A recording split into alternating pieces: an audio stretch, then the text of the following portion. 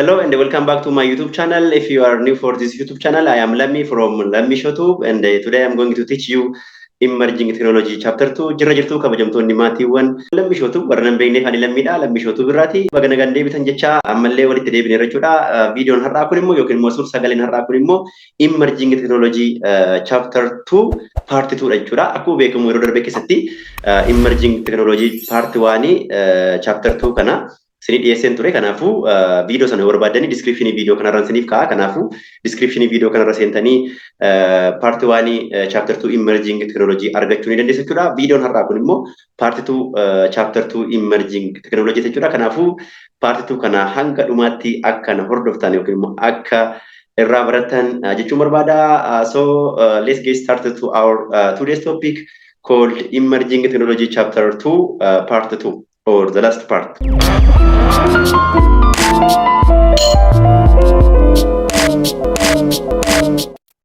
The next interesting topic from this chapter 2 is about big data or basic concepts of big data.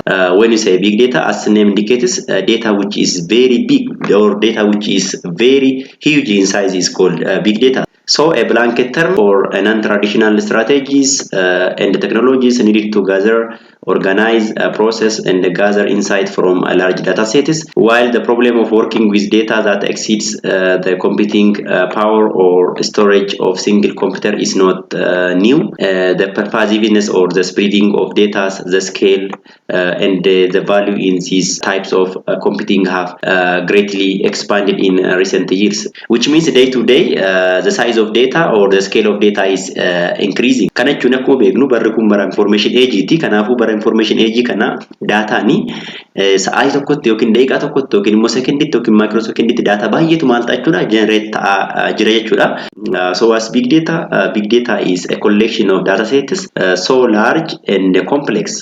So a data which is very large in size and complex is called what? Called big data. That it becomes difficult to process using on-hand database management tools and the traditional data processing applications, which means we cannot process this big data by using traditional database management systems and by using on-hand personal computers or ordinary computers. Kana jechuun data baay'ee guddaa ta'e akkasumas immoo complex ta'e kan computer duriitiin yookiin immoo personal computeriitiin easily handle gochuu hin dandeenye yookiin immoo process gochuu hin dandeenye akkasumas immoo traditional database management tooliitiin kan store yookiin analyze gochuu hin dandeenye maal jennee waamna jechuudha. It is called big data jennee waamna jechuudha. Kanaafuu data guddaa jennee waamuu dandeenya jechuudha big data kana. So big data means large data set, in which large data set means a data set which is too large to reasonably process or store with traditional tooling or on single computers. Since the size of the big data is very large, so it is difficult to store or handle big data by using single personal computer or within traditional database management systems. And also difficult to store using traditional database management systems or traditional database management tools. And the big data is a large amount of data which consists of structured data and unstructured data that cannot be stored or processed by traditional data storage techniques. Kana jechuun big data data baay'ee guddaa ta'e kan saayizii guddaa qabu akkasumas database management systemiitiin yookiin immoo traditional database management system irratti kan salphaatti store gochuu hin dandeenye akkasumas immoo kan personal computer yookiin immoo computer duriitiin yookiin immoo computer xiqqootiin kan process gochuu hin dandeenye maal jennee waamna jechuudha. Big data jennee waamna jechuudha. Big data kun combination isaa structured ta'uu danda'a, unstructured ta'uu danda'a, semi structured ta'uu danda'a jechuudha. Combination kan sadan ta'uu danda'a yookiin immoo structured qofa ta'uu danda'a yookiin immoo unstructured ta'uu danda'a yookiin immoo semi structured ta'uu danda'a jechuudha. Garuu maal ta'uu qaba jechuudha?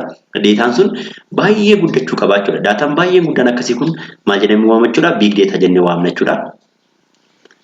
And these are some of the characteristics of big data, in which big data can be characterized by using for V, which means the first V represents volume, velocities, varieties, and the veracities are what are characteristics of big data. So to say one data is a big data, it should follows or it should contains these 4V characteristics. Kana jechuun big data ni property afur of keessa qaba. Innis maaliin bakka bu'a? 4V tiin bakka bu'a. 4V tiin bakka bu'a. V jalqaba volume dha, V lammaffaan velocity dha, V sadaffaan variety dha. V Afaan immoo veracity jechuudha. Tokko tokko immoo V3 tiin kan qoodanis jiru, veracity kan ittiin daballee jiru jechuudha. So the first characteristics of big data is volume, which means a large amount of data in which the data may be in zeta bytes, which means massive data sets. When you say zeta bytes, it is equals to 1 billion GB. So in general, the data which is very large or very huge, it may be in zettabytes or in billion or in million gigabyte is called big data. Kana jechuun data size isa baay'ee guddaa ta'e zettabyte tiin ta'uu danda'a. Maal jennee waamna jechuudha? Big data jennee waamna jechuudha. Kanaafuu daataan tokko big data jedhamuu fi size isa baay'ee guddaa ta'uu qaba jechuudha. Zettabyte jechuun billion gigabyte jechuudha, yookiin immoo zettabyte tokko gigabyte billion tokkoon bakka bu'a jechuudha. Kanaafuu daataan size isaa gigabyte billion tokkoof isaa ol ta'an maal jedhamu waamu jechuudha? Big data jennee waamna jechuudha. Fakkeenyaaf for example, Facebook data can be classified under big data, Twitter data can be classified under big data, TikTok data can be classified under big data, YouTube data can be also classified under big data, because when you take for example a Facebook have currently 2.9 billion active users. So in the Facebook company we can get information or data of 2.9 billion users. So we can say it can be a big data. It can be a big data. Kana jechuun daataan Facebook, daataan YouTube, daataan Google irra jirudha. Akkasumas daataan TikTok fa maal jedhamee waamuu danda'a jechuudha. Big data jennee waamuu dandeenya jechuudha. Fakkeenyaaf currently yookiin immoo amma bara kana active user yookiin immoo namoonni Facebook fayyadamanii biliyoona 2.9 irra akka geeru beekamaadha. Kanaafuu daataan namoota biliyoona 2.9 kuni kaampaanii Facebook keessa jira yookiin immoo serverii Facebook irra jira jechuudha. Kanaafuu daataan yookiin immoo information nama biliyoona 2.9 kun maal jedhamee waamuu danda'a jechuudha?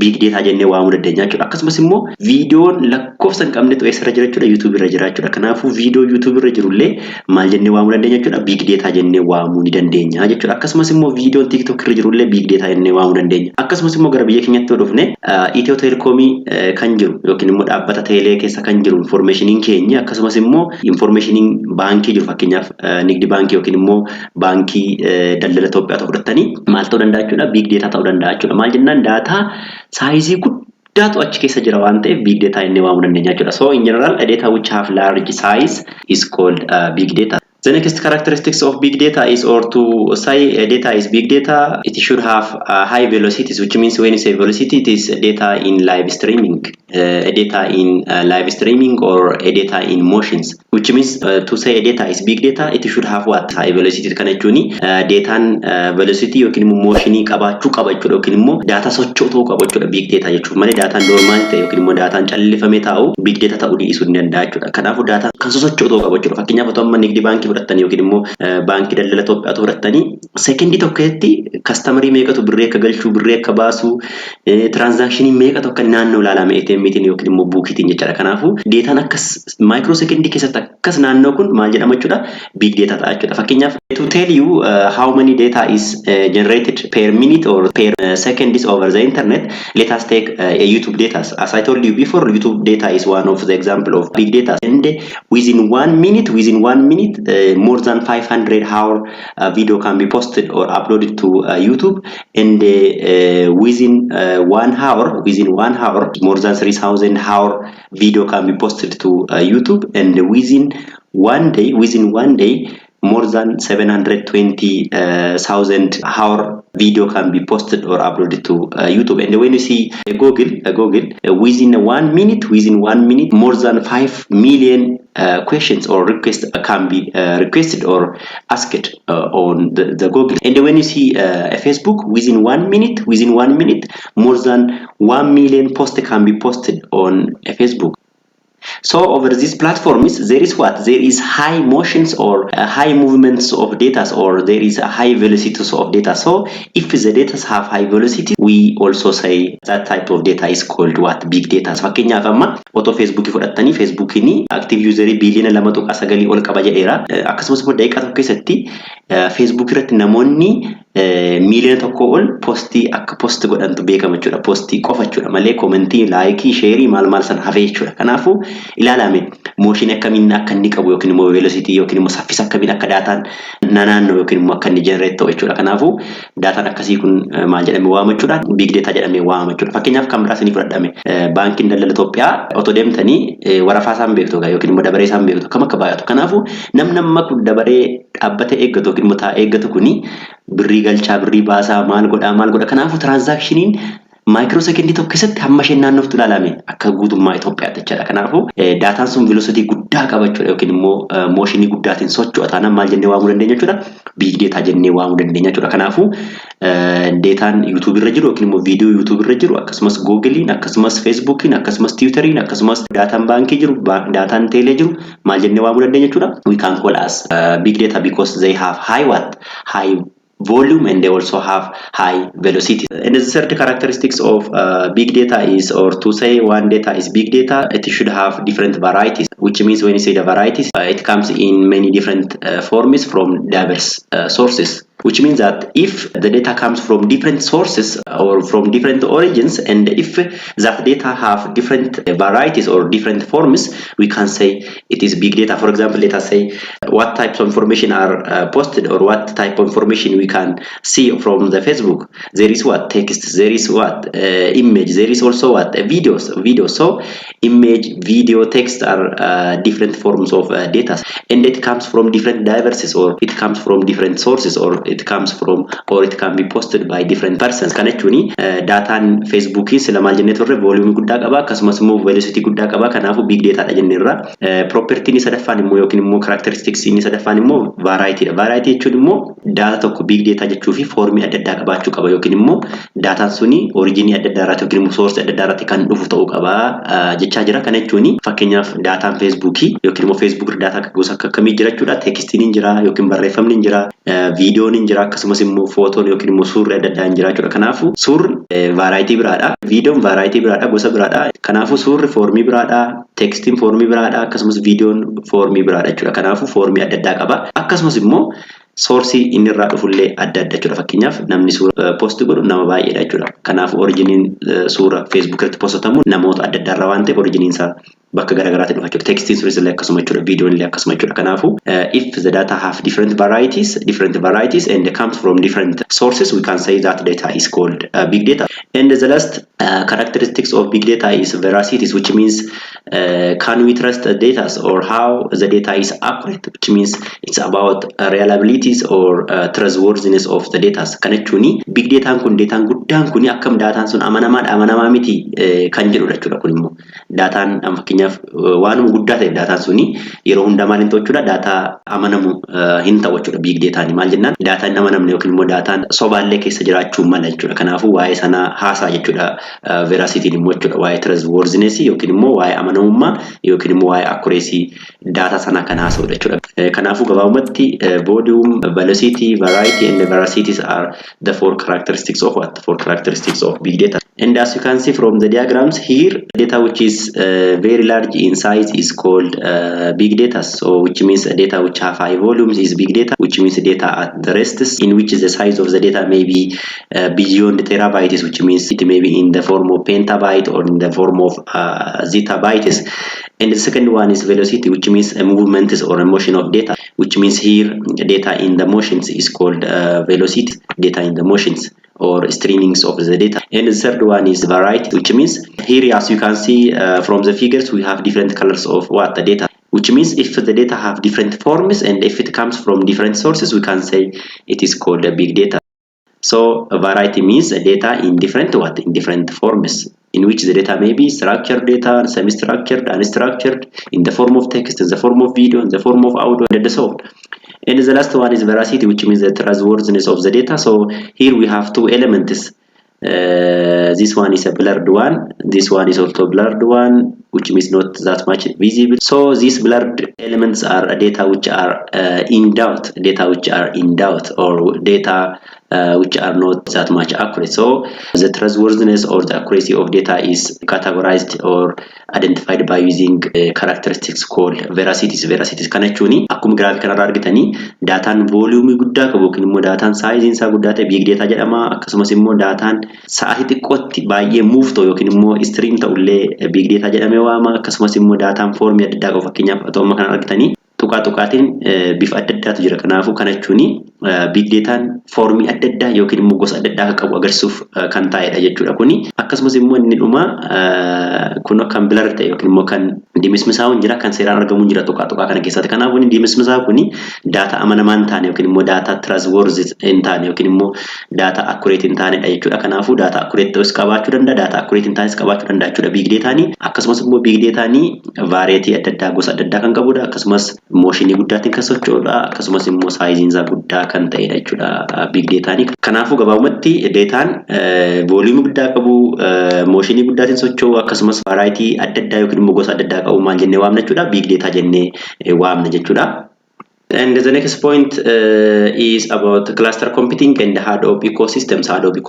We have said that big data is a type of data which have high volume, high velocity, and different variety. So it's difficult to handle, or it's difficult to process this big data by using single personal computers or traditional computers, and by using traditional database management system. So to deal with this big data, or to handle this big data, it is mandatory to search another new technologies or powerful computers or high-speed computers, or it is mandatory to search another options for dealing with this big data. Kana jechuun big data size isaa guddaadha, velocity guddaa qaba, akkasumas immoo variety yookiin immoo gosa adda addaa qaba jennee. Kanaafuu personal computeritiin yookiin immoo computer duriitiin yookiin immoo computer specification xiqqoo qabduutiin big data kana process gochuun yookiin manage gochuun hin cimata jenneerra. Kanaafuu maal barbaaduun keenya dirqama jechuudha, computer powerful ta'e yookiin immoo computer haaraa barbaaduun keenya oolu, yookiin immoo option biraa search gochuun keenya dirqama jechuudha. Kanaafuu as keessatti otoo computer biraa hin bitiin yookiin immoo otoo computer powerful ta'e hin bitiin computer wajjiruutiin maal gochuu dandeenya jechuudha, big data kana analyze gochuun hin danda'ama yookiin immoo handle gochuun hin danda'ama yookiin immoo deal gochuun hin danda'ama jechuudha. Kanaafuu otoo computer powerful ta'e hin bitiin, otoo computer storage guddaa qabu yookiin immoo CPU guddaa qabu otoo hin bitiin, yookiin immoo computer specification guddaa qabu otoo hin bitiin big data faana easily communicate gochuun hin danda'ama yookiin immoo big data kana easily analyze gochuun hin danda'ama. Maal fayyadamne jechuudha, cluster computing fayyadamne jechuudha. Kanaafuu as keessatti akkamitti cluster computing big data yookiin immoo cluster computing kana fayyadamne akkamittiin akka big data analyze goonu ilaalla jechuudha, yookiin immoo akkamittiin akka big data waliin deal akka goonu ilaalla jechuudha. So because of the qualities of big data, individual computers are often inadequate for handling the data at most stages, which means since the size of big data is very huge or very large, so it's difficult to deal with these large data sets by using individual personal computers, which means it is not enough for analyzing these large data by using one personal computer. So it is better to search for another option. To better address high storage and the computational needs of big data, computer clusters are better fit, which means gathering or collecting different personal computers or different ordinary computers together and using the advantages of these all computer together. Kana jechuun big data kana computer xixiqqootiin yookiin immoo computer duriitiin analyze gochuun hin cimata jenneerra. Kanaafuu maal goona jechuudha, cluster computing fayyadamne garuu analyze gochuun hin danda'ama yookiin immoo store gochuun hin danda'ama jechuudha. Akkam goona jechuudha cluster computing jechuun akkuma beeknu qotee bulaan godina kana aanaa kana clusteriitiin qamadeen magana boqqolloon magana maalan magana qote yeroo jedhamu hin dhageessu jedhee yaada miidiyaatiin. Kanaaf cluster jechuun wanta naannoo tokko jiru yookiin immoo wanta wal fakkaatu tokko walitti fiduutiin waan gaarii argachuu isa jechuudha. Fakkeenyaaf amma akkamidha, as keessatti computer xiqqoo baay'ee yoo qabaanne, fakkeenyaaf computer xiqqoo 10 yoo qabaanne, computer xiqqoo kuni qofaatti otottiin big data analyze goona yoo jenne yookiin immoo big data kana ittiin process goona yoo jenne hin dandeenyu waan ta'eef maal goona jechuudha, computer 10 kana walitti merge gooneeti big data ittiin process gochuu dandeenya jechuudha. Otoo maaliin goone otoo computer haaraa hin bitiin yookiin immoo otoo storage haaraa hin bitiin yookiin immoo otoo device haaraa hin bitiin jechuudha. Maal fayyadamne, cluster computing fayyadamne jechuudha. Kanaafuu clustering clustering jechuun resource jiru walitti qabne yookiin immoo computer jiru walitti qabne storage isaa, memory isaa akkasumas immoo CPU isaa walitti qabne maal gochuudha jechuudha big data analyze gochuu yookiin immoo big data kana store gochuu jechuudha. This diagram shows what the cluster computing which means for example here we have what we have one computer, we have two computer, we have three computer, we have the fourth computer. So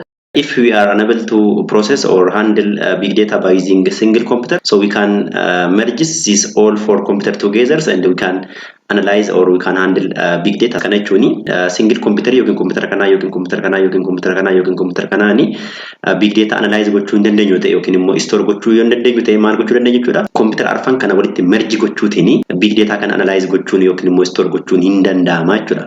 Here in this case or in this diagram we have two things or we have two types of computers in which the first computer, this one is called as name node, or we can say master node, or we can say it is root node, and it is responsible for storing big data. And when you come to these three computers, they are called slave node, which stores actual data. Kana jechuun computer hundi kun innas keessa jiru kun maal ta'e jechuudha tokkoon tokko isaa walitti connecteera.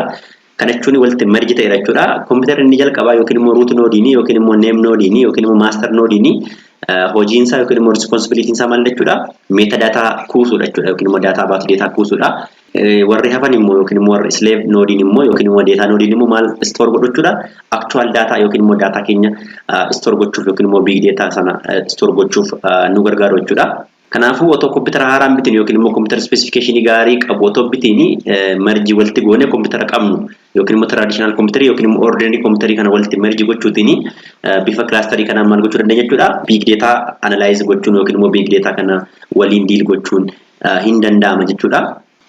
Big data clustering software combines a resource of many smaller machines seeking to provide a number of benefits like resource pooling, high availability, easy scalability, and so on. Which means, for example, Hadoop is one of the example of clustering computing software. So this big data clustering software combines what a resource of different machines.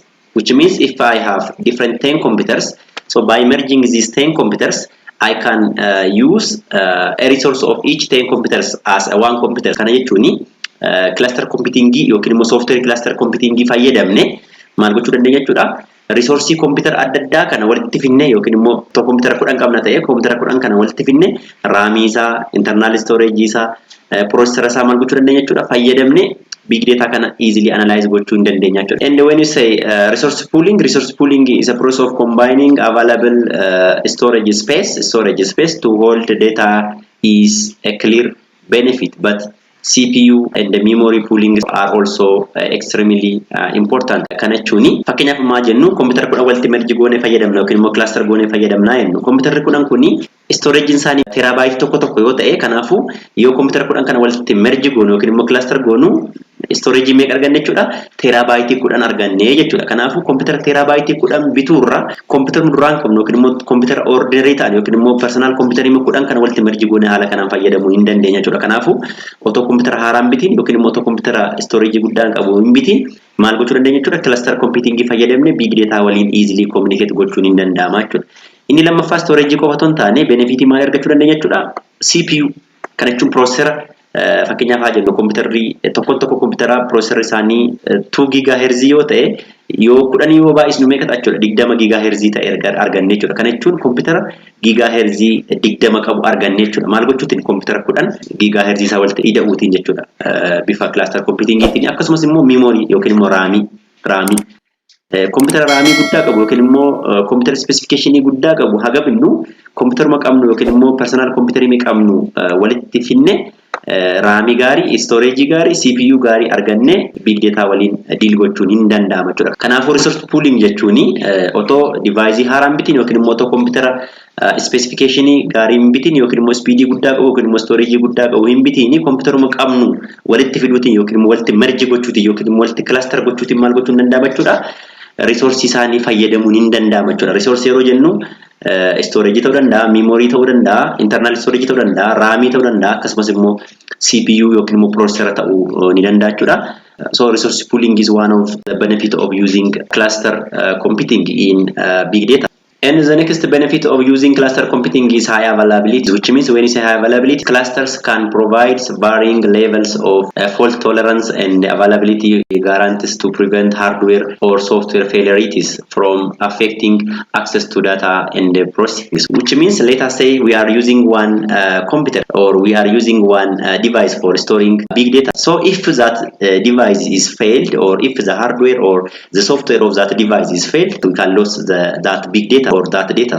On the other hand, if we use cluster computing, if one computer is failed, or if the hardware or software of one computer is failed, we cannot lose our data because there is a backup on other computers, which means we have a backup on another computer. So this becomes increasingly important as we continue to emphasize the importance of real-time analytics. Kana jechuun fakkeenyaaf otoo computer powerful ta'e yookiin immoo computer tokko qofa fayyadamneeti big data kana process gochaa jirra otoo ta'e, software tokko fail yoo nu ilaa godhe yookiin immoo hardware tokko fail yoo nu ilaa godhe, systemni guutummaan isaa fail ta'a yookiin immoo data setii keenya kana dhabuu dandeenya yookiin immoo big data keenya kana dhabuu dandeenya jechuudha. Kanaafuu amma device tokko fayyadamnu, device adda addaa walitti fidnee fayyadamuun high availability advantage akkasii qabaa jechuudha. Kanaafuu computer guddaa tokko yookiin immoo computer tokko hanga fayyadamnu cluster computing yoo fayyadamne maal taana jechuudha, high availability qabaa jechuudha. High availability qaba cluster computing jechuun fakkeenyaaf computer kudha walitti fidnee fayyadamna yaadnu, computer kudha walitti fidnee yeroo fayyadamnu kana computer tokko irraati yoo daataan badee isa sagal irraati maal gochuu dandeenya jechuudha, argachuu dandeenya data keenya jechuudha. Yookiin immoo computerota hafan sagal irra dataan keenya hin jiraata yookiin immoo copying data keenya hin jiraata jechuudha. Kanaafuu dataan keenya hin badu jechuudha.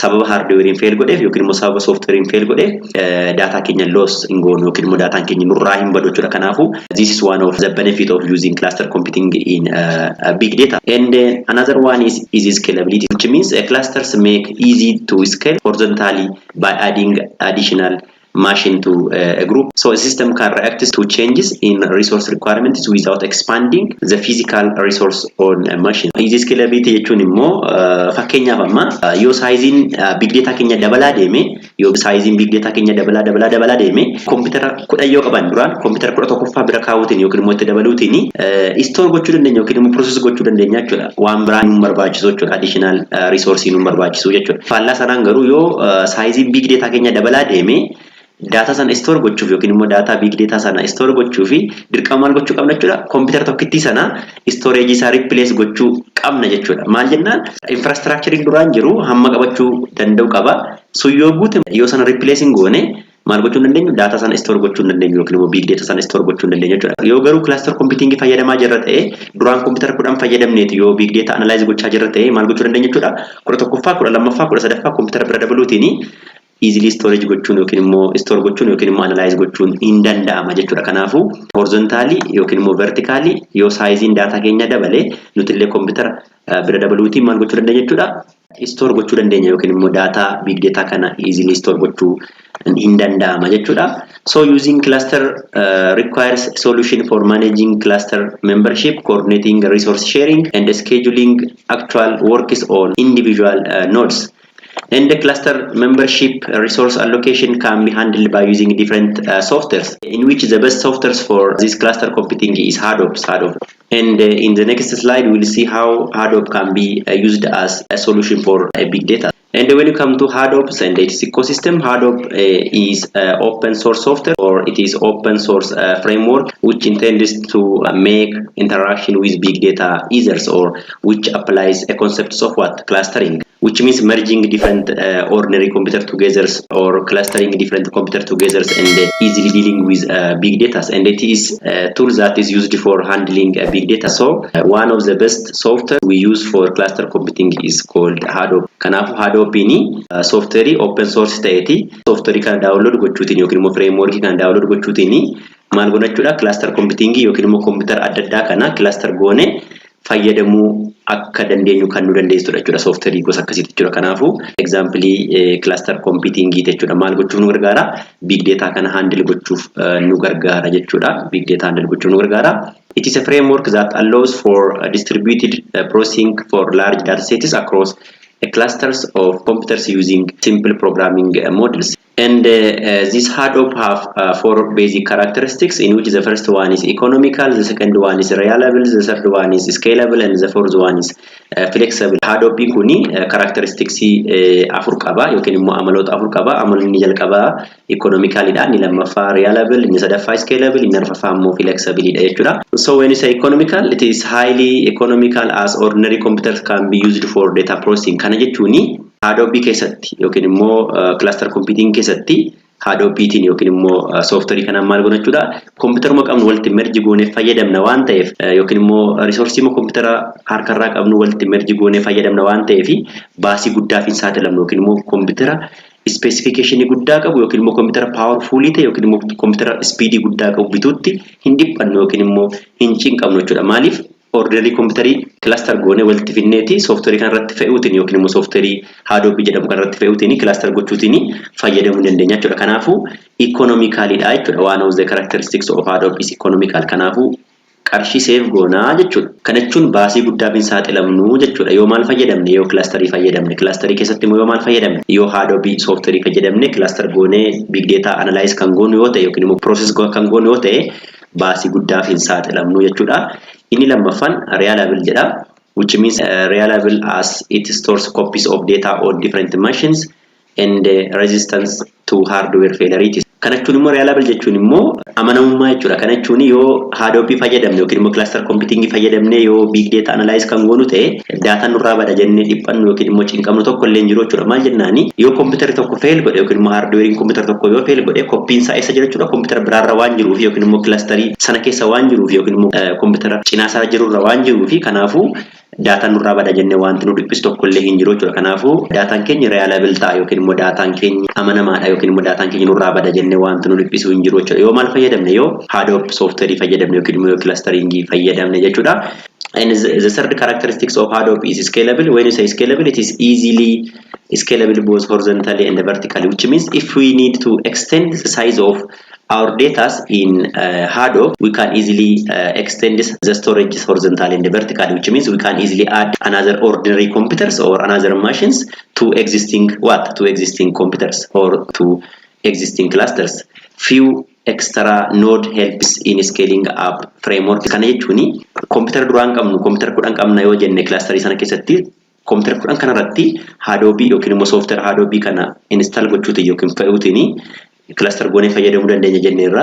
Size big data keenya immoo kan dabalaa deemu yoo ta'e maal gochuudha haaluma salphaatiin computer salphaa ta'e yookiin immoo maashinii salphaa ta'e clusterii sanatti dabaluutiin yookiin immoo cinaatti dabaluutiin size clusterii keenya ol guddisuun hin danda'ama jechuudha. Garuu yoo computer tokko fayyadamna yoo ta'e yookiin immoo cluster computing fayyadamnu yoo ta'e yookiin immoo Hadoop fayyadamnu yoo ta'e computericha hagamuu speed guddaa qabaatu hagamuu powerful haa ta'u yoo storage isaa guute yookiin immoo yoo processor isaa data sana process gochuu dadhabe dirqama jijjiiruu qabna jechuudha. Kanaafuu yeroo hunda maal ta'a jechuudha hojiin keenya computer haaraatiin replace gochuu jechuudha. Tokkoffaa birrii guddaa nu baay'isa, lammaffaa immoo daataan keenya illee baduu danda'a jechuudha. Kanaafuu akkuma saayiziin daataa dabalu nuti illee storage keenya scale up gochuu dandeenyu yookiin immoo guddisuu dandeenyu akkasumas immoo processor keenya scale up gochuu dandeenyu jechuudha. Garuu cluster computing fayyadamna taanaani computeruma haaraa itti dabaluutiin yookiin immoo clusterii sana keessatti dabaluutiin specification maashinii keenya dabaluutiin yookiin immoo storage isaas haa ta'u processor isaas haa ta'u dabaluutiin big data easily analyze gochuu dandeenya yookiin immoo big data easily handle gochuu hin danda'ama jechuudha.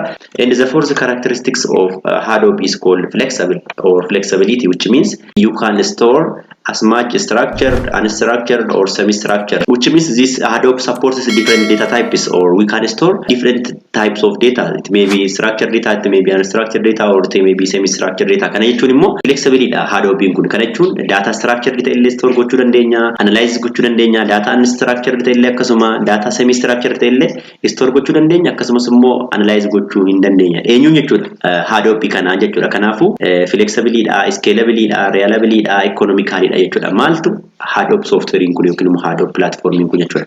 Hadoop software kun yookiin immoo Hadoop platform kun immoo example maali jenneerra jechuudha. Example cluster computing jechuudha. Cluster computing jechuun immoo maal jechuudha jenneerra resource qabnu walitti qabneeti yookiin immoo computer haaraa kan size yookiin immoo specification guddaa qabu haga binnee fayyadamnu yookiin immoo big data analyze goonu computeruma qabnu yookiin immoo personal computer qabnu walitti merge gochuutiin yookiin immoo pool gochuutiin big data kana handle gochuun hin danda'ama jechuudha. So we can say that cluster computing specifically Hadoop is one of the solution for handling or for dealing with big data. And Hadoop has an ecosystem that has evolved from its four core components, which means this Hadoop software or Hadoop platform contains four elements or four components, in which there is a component which manage data or about data management, or there is a component which deals about data access, and there is also a component which deals about data processing, and there is also a component which deals about data storage. So these are what four main components of Hadoop. Kanaafuu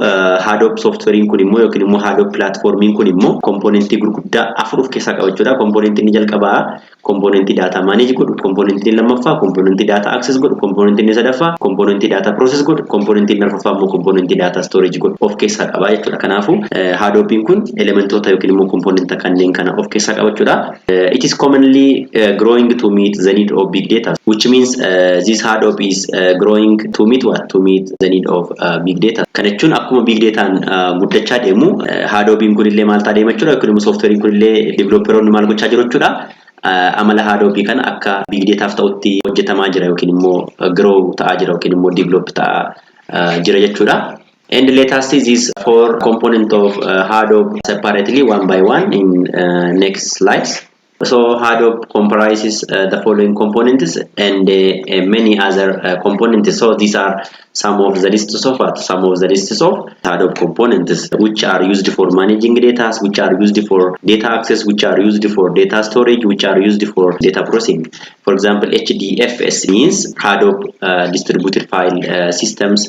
There is also called a component called Yarn, which is called yet another resource negotiator, MapReduce, Spark, Ping, Hive, HBase, Mouth, Spark, and so on are some of the components of Hadoop, which are used for managing, storing, accessing big data. Kana jechuun sila maal jenne turre Hadoop kuni component afur of keessaa qaba jenneerra. Component tokko tokko immoo kan data manage godhu, kan data access godhu, kan data process godhu, kan data store godhu jira jechuudha. Isaan immoo jalaati maal qabu jechuudha? Componentota warra kana jalaa qabu jechuudha. Let us see this by diagrams. So this diagram shows the ecosystem of Hadoop. As we have seen in the previous slide, this Hadoop ecosystem contains four elements or four components, in which the first one is data management, data access, data processing, and data storage. So for storing data, this Hadoop ecosystem use HBase, and it use also HDFS. And for processing data, this Hadoop ecosystem use Yarn and use MapReduce. So these are two components which are used for data processing. And for data access or for accessing data of big data in Hadoop, we have these components. And these components are used for what? They are used for data management. So this is a Hadoop ecosystem, in which the Hadoop ecosystem contains four major elements: data management, data access, and data processing, and data storage. For data storage, for data processing, and data access and data management, we have different components, or we have different elements. You can read more about these sub elements from the internet. Kana jechuun akkuma sirraa argitanii Hadoop ecosystem ni elementi afur of keessaa qaba jenneerra. Kan data manage godhu jira, kan data access godhu jira, kan data process godhu jira, akkasumas kan data store godhu jira jenneerra. Kanaafuu data store gochuuf immoo elementi inni fayyadamutu jira. Fakkeenyaaf data store gochuuf HDFS fi HBase fayyadamaa jechuudha. Eenyu Hadoop ecosystem kun jechuudha.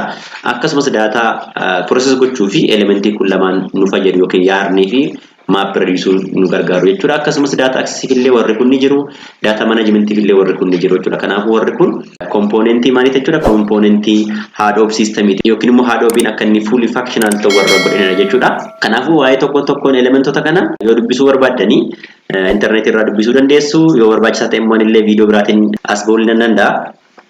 And the last subtopics of this chapter is big data lifecycle within Hadoop, which means we have said that Hadoop is a solution for big data. So to use Hadoop for big data, we have cycles, or we have steps, in which the first step is ingesting data into the system. When you say ingesting data into the system, the first stage of big data processing is to ingest the data to Hadoop, and the data is ingested or transferred to Hadoop from various sources such as relational databases or systems or local files or from different storages, which means the first steps for using Hadoop for big data is ingesting our data to what? To the software or the systems. Kanachuni stepin jalqaba Hadoop fayyadamne big data analyze gochuuf yookiin immoo big data handle gochuufi stepin jalqaba maalidha yookiin immoo life cycle inni jalqaba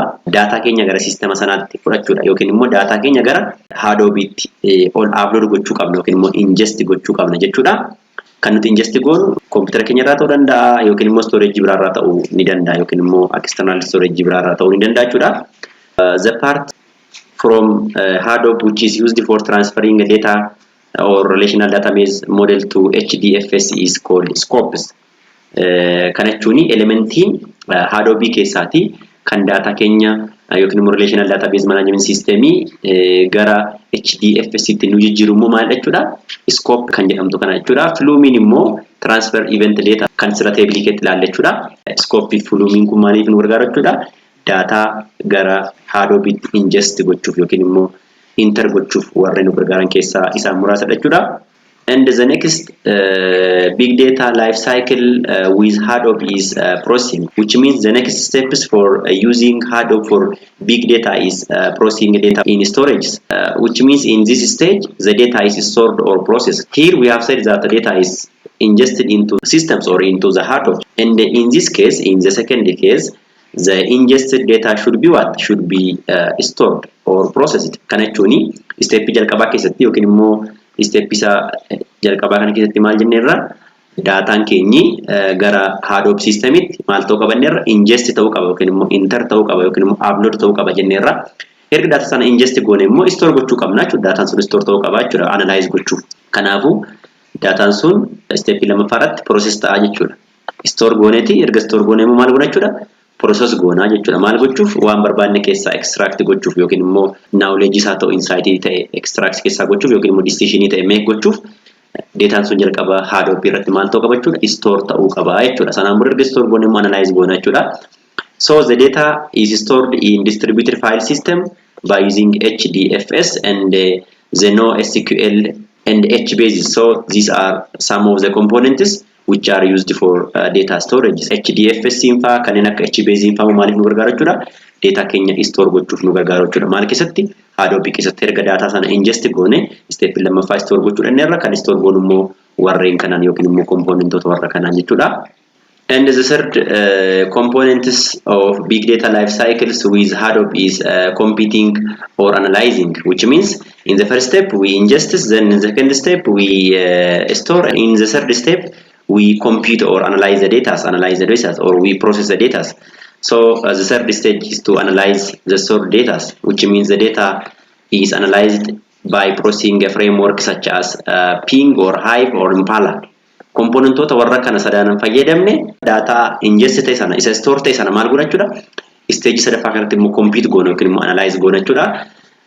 So here Ping converts a data using a map and a reduce, then analyze it, and Hive is also based on a map and a reduce programming, and it is most suitable for structured data. Kanaafu componentonni map fi Hive kuni Hadoop keessatti akkanatti big data keenya analyze goonu nu gargaaru jechuudha.